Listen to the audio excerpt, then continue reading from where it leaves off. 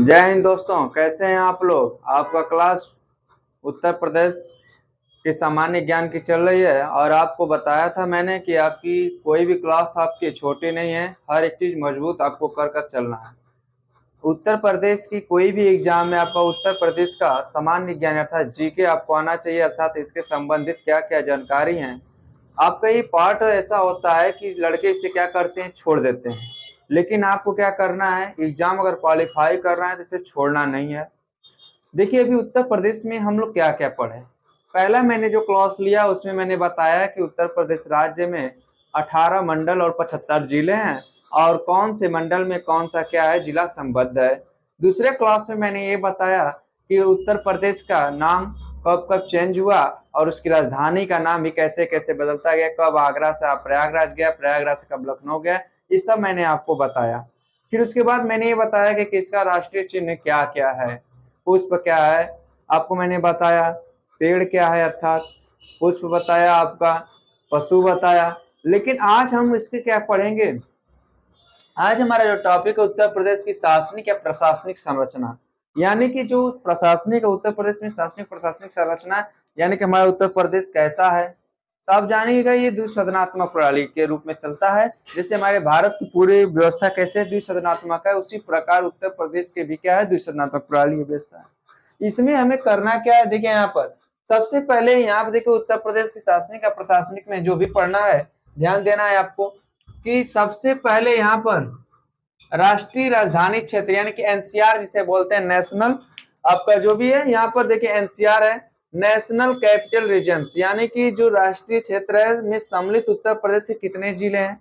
आपका एक क्वेश्चन आ चुका है कि आपका उत्तर प्रदेश के कितने जिले आपके प्रशासनिक यानी कि राजधानी राष्ट्रीय राजधानी क्षेत्र यानी कि एनसीआर में सम्मिलित है। तो आपका आंसर क्या होगा, 8। आइए लड़के गलत करते हैं और आपको गलत नहीं करना। मैंने कल एक बताया था आपका मेरठ मंडल, मेरठ मंडल में मैंने बताया था 6 जिले। 6 जिले कौन कौन थे आपको मैंने बताया था, मेरठ, गाजियाबाद, गौतम बुद्ध नगर, बुलंदशहर, हापुड़, बागपत। लेकिन 2 इसमें और जोड़ देंगे, कौन, मुजफ्फरनगर और शामली। वही आपके क्या होता है, राष्ट्रीय राजधानी क्षेत्र के अंतर्गत आते हैं, यानी कि एनसीआर के अंतर्गत कौन कौन से जिले आते हैं। तो आपको याद रहना चाहिए कि जो मेरठ मंडल में 6 जिले आते हैं, कौन कौन, मेरठ, गाजियाबाद, गौतम बुद्ध नगर, बुलंदशहर, हापुड़, बागपत और इसके अलावा 2 कौन, मुजफ्फरनगर और शामली। ठीक है। इसके बाद करना क्या है, उत्तर प्रदेश एनआरआई, एनआरआई का मतलब क्या होता है, देखिए यहाँ पर ध्यान से, वेरी मोस्ट इंपोर्टेंट एक क्वेश्चन आ चुका है कि यानी कि उत्तर प्रदेश को जो एनआरआई है, एनआरआई का मतलब होता है नॉन रेसिडेंट इंडियन। और देखिए यहाँ पर अभी मैं बताऊंगा, जो ये दिवस मनाया जाता है जनवरी में मनाया जाता है, हमेशा जनवरी में। अब देखिए आपके दिमाग में आ रहा होगा कि एनआरआई होता क्या है। एनआरआई का मतलब जो होता है non resident Indian. Non resident Indian का मतलब होता है जो हमारे यहाँ से क्या होते हैं, विदेश में चले जाते हैं।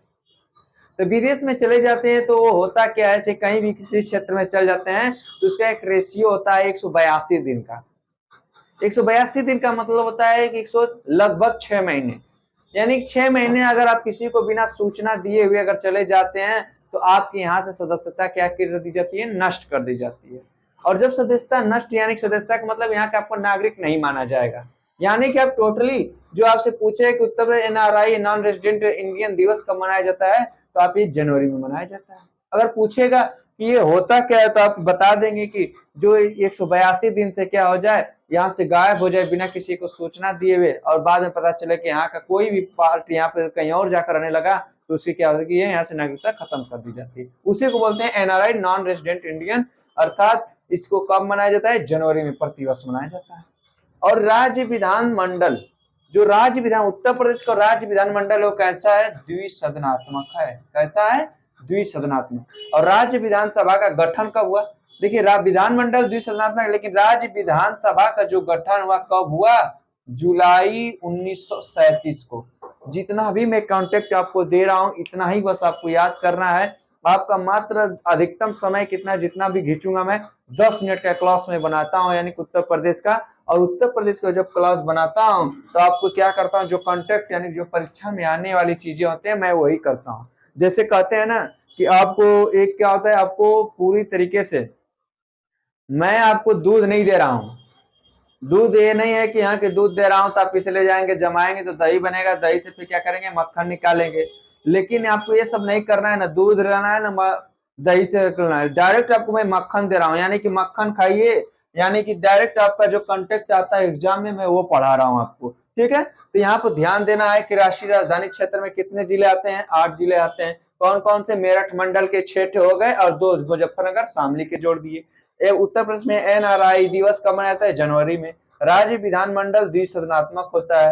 राज्य विधानसभा का जो गठन होता है जुलाई 1937 में होता है। अब देखना, जो विधानसभा सदस्यों की कुल संख्या है, विधानसभा सदस्यों की कुल संख्या कितनी है, 404 है। उत्तर प्रदेश में विधानसभा सदस्यों की कुल संख्या 404 है, जिसमें से निर्वाचित, निर्वाचित मतलब जिसे हम चुनते हैं, यानी निर्वाचित होता है 403, एक मनोनीत एंग्लो इंडियन होता है। मनोनीत एंग्लो इंडियन का, और वर्तमान में जो, ध्यान से समझिएगा, वर्तमान विधानसभा जो मनोनीत एंग्लो इंडियन है वो आपको क्या है, डॉक्टर डेंजिल जे गोडिन है।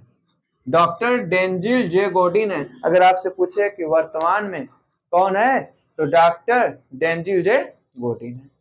यहाँ पे देखिए, विधान सर्वाधिक विधानसभा सीटों वाला जिला कौन है, यानी सबसे अधिक विधानसभा की सीटें कौन आती है, यानी 403 में जो हमारे 75 जिले हैं उसमें से सबसे अधिक प्रयागराज में आते हैं। और प्रयागराज में आते कितने हैं, 12 सीटें आती हैं, और सबसे अधिक प्रयागराज। और सबसे कम कौन आता है, सबसे कम में आपका श्रावस्ती, महोबा, चित्रकूट, इसमें कितनी कितनी सीटें आती हैं, 2-2 सीटें आती हैं। ध्यान देना, अगर आपसे कम में पूछेगा तो श्रावस्ती, महोबा, चित्रकूट, और आपका सबसे अधिक में पूछेगा तो प्रयागराज, अर्थात 12 सीटें। अब देखिए, उत्तराखंड निर्माण के पहले जो हमारे विधान परिषद सदस्यों की संख्या थी, अभी मैंने बताया यहाँ पर विधानमंडल जो कितना होगा, द्विसदनात्मक होगा, कौन कौन, एक विधानसभा, एक विधान परिषद, मैंने अभी बताया। तो विधानसभा का मैंने देख लिया कितनी सीटें थी, 404, जिसमें से 403 निर्वाचित थे, एक मनोनीत इंग्लैंड।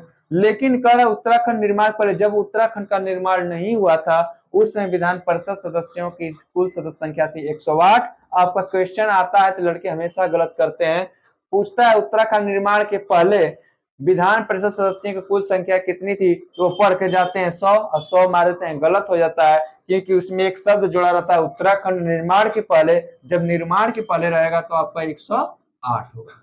कितना होगा, 108। ठीक है, उसी प्रकार वर्तमान में विधान परिषद सदस्यों की संख्या इस समय, वर्तमान मतलब उत्तर प्रदेश में कितनी है, 100, और लोकसभा सीटों की संख्या कितनी है, 80, और राज्यसभा सीटों की संख्या कितनी है, 31। ध्यान दीजिएगा, प्रदेश यानी उत्तर प्रदेश में रोज लोकसभा सीटों की संख्या 80 है, और प्रदेश में राज्यसभा सीटों की संख्या कितनी है, 31। अब सबसे बड़े संभाग मंडल कौन कौन से हैं, मैंने कल बताया था कि 3 मंडल ऐसे हैं जिसमें 6-6 जिले संबद्ध हैं। और 6 जिले संबंध मतलब कानपुर में 6 जिला था, लखनऊ में 6 जिला, मेरठ में 6 जिला, यानी 6-6 जिले वाले संभाग में सबसे बड़े हैं। और इसमें जिलों की संख्या कितनी है, 75 है अपने यहाँ। तहसीलों की संख्या कितनी है, 351 है 2021 के गणना के अनुसार। और महिलाओं में जो पंचायत हमारे यहाँ, उसमें महिलाओं में जो आरक्षण दिया गया है पूरी जनसंख्या का 1/3 अर्थात लगभग 33%, यानी जो 33% है वो महिलाओं के लिए क्या है, आरक्षित सीट है। अर्थात उत्तर प्रदेश में क्या है, 75 जिले हैं, 18 मंडल हैं, ब्लॉक कितने हैं, 822 ब्लॉक, और पंचायतें कितनी हैं, 52,021 पंचायतें हैं। और हमारे यहाँ पूरे गांव उत्तर प्रदेश में कितने हैं, 1,07,452। ये बातें आपको समझ में आई। क्लास आपका मैं बहुत छोटा लेता हूं उत्तर प्रदेश का, लेकिन कॉन्टेक्ट इतना जबरदस्त होता है कि आपके एग्जाम के लिए बहुत ही जबरदस्त है। यानी कि अगर आपको एग्जाम क्वालिफाई करना है तो उत्तर प्रदेश को ध्यान देना होगा, अर्थात उत्तर प्रदेश है तभी हमारा सिलेक्शन है। यानी कि ये नहीं कि चलो उत्तर प्रदेश में तो अधिकतम जानकारी हम क्या है हमारे पास है, ऐसा तो है नहीं। आप करेंगे क्या, जो मैं कंटेक्ट दे रहा हूं मात्र 10 ही मिनट का कंटेक्ट देता हूं, लेकिन अपना नोट्स इतना सुंदर बनाइए कि जब भी एग्जाम आए तो उसमें क्या करिए, इसको फॉलो करिए तुरंत, यानी सरसरी निगाह से क्या करिए, एक बार दोहरा कर जाइए एग्जाम में। उत्तर प्रदेश के जितने भी क्वेश्चन आएंगे आपके पूरे सही होंगे।